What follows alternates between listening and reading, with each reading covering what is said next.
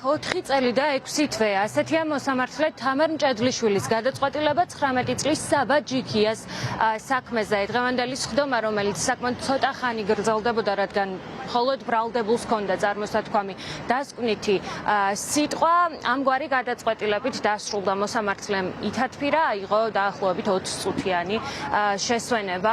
ამისთვის შემდეგ დაბრუნდა დარბაზში და განმარტა თუ რატომ მიიღო ამგვარი გადაწყვეტილება და რატომ მიუსაჯა საბა ჯიქიას 4 ნახევარი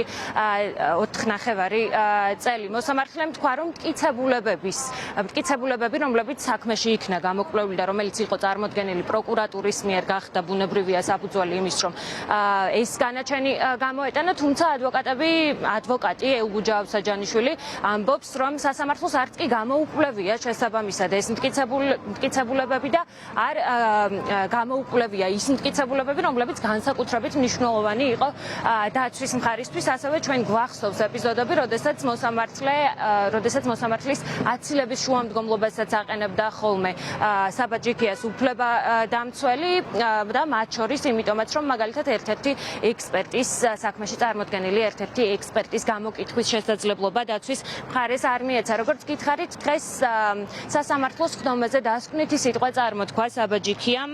მადლობა, რომ მომეცით საშუალებას სამშობლოსთვის სიყვარული დამემტკიცებინა და იდეისთვის მებრძოლა. მე მზად ვარ, მხნედვარ და მინდა რომ თქვენც ასე იყოთ. ასეთი იყო საბა ჯიქიას საბოლოო სიტყვა სასამართლო პროცესზე. ჩვენ შეგვიძლია მოვისმინოთ ადვოკატის კომენტარი სასამართლოს გადაწყვეტილებასთან დაკავშირებით. დღევანდელი პროცესი იყო იმის წყალგამყოფი, თამარ მჭედლიშვილს შეუძლია თუ არა გადაწყვეტილება მიიღოს დამოუკიდებლად. ჩვენ ნახეთ, რომ ის გავიდა სათათბიროდ და მე განზრახ ვამოწმებდი იმას, რასაც კითხულობდა, იმ ტექსტის დაკითხვას და სათათბიროდ გასვლას და ამ ტექსტის დაწერას რა დრო დაჭირდებოდა. ჩვენ ნახეთ, რომ თამარ მჭედლიშვილის წაკითხული ტექსტის განმარტებას უფრო მეტი დრო დაჭირდა, ვიდრე სათათბირო ოთახში გასვლას. ეს იმას ნიშნავს პირდაპირ, რომ ქალბატონო თამარმა საბოლოო სიტყვამდე უკვე დაწერილი განაჩენით მოვიდა. ეს იმას ნიშნავს, რომ მოსამართლეები უკვე წინასწარი განწყობით ჩამოდიან პირველივე პროცესზე, როდესაც ადასტურებენ. მეორე, ქალბატონო თამარმა თქვა, რომ თურმე ჰაბიდოსკოპიური ექსპერტიზა საერთოდ არ ჭირდება და ასევე ქალბატონმა თამარმა განმარტა ის, რომ თუ მთავარ გამომძიებას დავკითხავთ საქმეზე, დანარჩენი მოწმობის დაკითხვა საჭირო საერთოდ არ იქნება, რაც არის კანონის სრული დარღვევა და მეორე კურსელის სისხლის სამართლით დაინტერესებული სტუდენტიც კი მიხვდება იმას, რომ ქალბატონმა თამარმა დღეს გააუქმა სისხლის სამართლის საპროცესო კოდექსი თავის დარბაზში. ჩვენ რა თქმა უნდა ამას გავასაჩერებთ, იმიტომ რომ როდესაც ეს ყველაფერი შეიცვლება და ეს ძალიან მალე იქნება და ამ გადაწყვეტილებებზე პასუხი უნდა მოეთხოვოს ყველა ადამიანს, არსებობდეს ყველა კითხვაზე პასუხი იმ კითხვებზე, რაზეც თავად თამარ მჭედლიშვილმა ამ პროცესზე ვერ გასცა პასუხი, მიუხედავად თავისი ვრცელი ვითომ და განმარტების.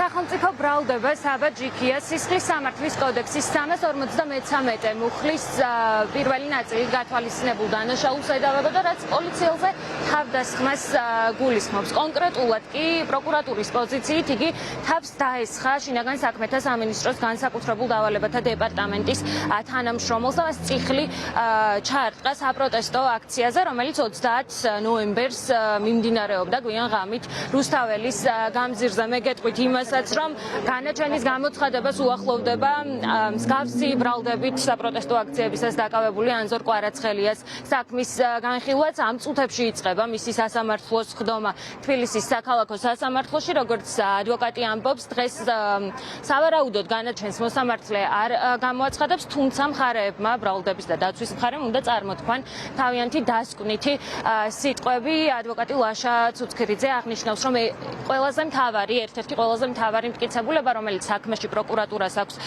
წარმოდგენილი, რეალურად არ შეიძლება იყოს სასამართლოს მიერ მხედველობაში მიღებული, რადგან მაშინ, როდესაც შინაგან საქმეთა სამინისტროს ექსპერტი, ჰაბიდოსკოპიური ექსპერტიზის შამტარებელი პირი, რომელმაც ამოიცნო პროკურატურის მიერ წარმოდგენილ კადრებში ანზორ კვარაცხელია, ამბობს, რომ ამ კადრებზე ნამდვილად ანზორ კვარაცხელია დამოუკიდებლად სამხარაულის ექსპერტიზის მიერ ჩატარებული ექსპერტიზის თანახმად ამ კადრებში ანზორ კვარაცხელიას და ზოგადად ვინმეს ამოცნობა არის შეუძლებელი. ჩვენ შეგვიძლია მოვისმინოთ ადვოკატის განცხადება ამასთან დაკავშირებით.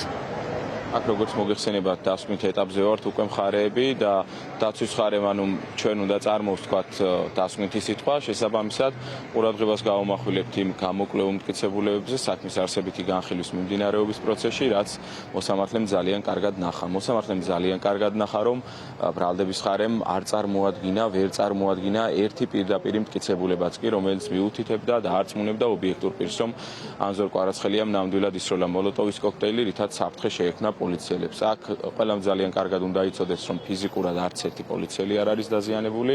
თავდასხმას ედავებიან ანზორ კვარაცხელიას იმის გამო, რომ პოლიციელებს შეექმნა საფრთხე. ერთადერთი, როდესაც ვსაუბრობ, რომ პირდაპირი მტკიცებულება არ არის წარმოდგენილი, აქ ხაზს უსვამ მათ შორის იმას, რომ აქამდე საქმეში იდო ერთადერთი სავარაუდოდ პირდაპირი მტკიცებულება, ჰაბიტოსკოპიური ექსპერტიზის დასკვნა, რომელიც დასკვნაც ფაქტობრივად ლევან სამხარაულის სახელმწიფო ექსპერტიზის ბიუროს დასკვნით ჩვენს ფარგლებში ჩატარებული დასკვნით ფაქტობრივად გაბათილდა. იმ ვიდეოზე, სადაც შინაგან საქმეთა სამინისტროს ექსპერტი, რომელსაც პროკურატურა ენდო აქამდე უთითებს, რომ თითქოს იდენტიფიცირებადია პიროვნება და ეს არის ანზორ კვარაცხელია, იგივე ვიდეოზე ლევან სამხარაულის ექსპერტს ჩვენი დასკვნის ფარგლებში კვლევა აქვს ჩატარებული, დასკვნა აქვს გაცემული, რომ ამ ვიდეოდან გამომდინარე ვიდეოში პირის იდენტიფიცირება არის შეუძლებელი. ანზორ კვარაცხელიას პროცესი თბილისის საქალაქო სასამართლოში ამ წუთებში იწყება, უკვე დასრულებულია, როგორც იცით, საბაჯიქიას საქმის განხილვა განაჩენი მოსამართლემ გამოიტანა. მე გეტყვით იმასაც, რომ უკვე რამდენიმე აქციების ეს დაკავებული პირის საქმეზე დადგა განაჩენი, მათ შორის მათე დევიძის 21 წლის მუსიკოსის საქმეზე, მას მოსამართლე ნინო გაუსტაშვილმა 4.5 წლით პატიმრობა მიუსაჯა, ამავე მოსამართლის გადაწყვეტილებით 5 წლიანი პატიმრობა მიესაჯა გიორგი მინდაძესაც, რომელსაც პიროტექნიკის სროლას ედავებოდნენ საპროტესტო აქციაზე.